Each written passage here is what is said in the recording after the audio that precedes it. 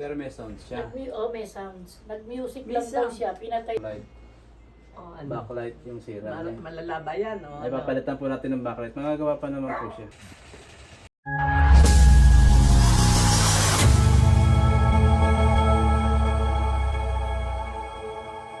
Magandang araw po uli.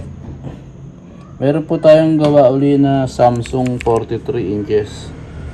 Ito po yung tiga Chaong, sa Green State po nakatira. Pinika po natin doon. 43 inches po siya.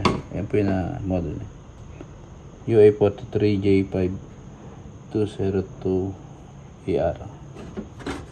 Ang problema niya po, backlight. Ayaw po umilaw yung backlight niya. Sinaksak po siya.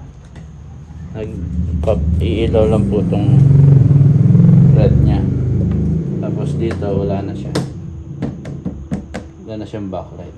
Tapos pag last na time, naaninag naman po. Papalitan natin yung backlight niya. Pabaklasin natin siya.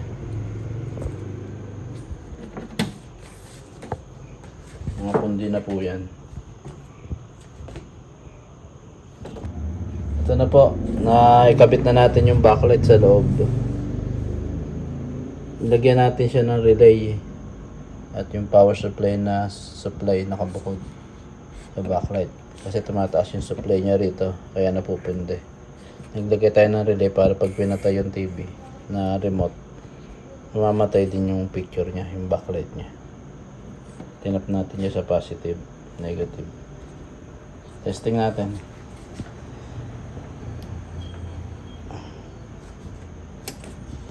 Yan, may ilaw na siya.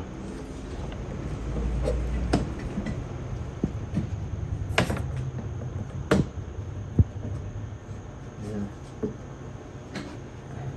Meron na siyang picture.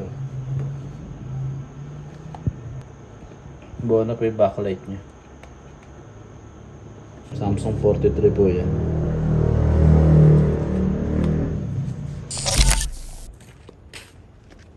Yung kachat niya. Ito yung paisa. HDMI.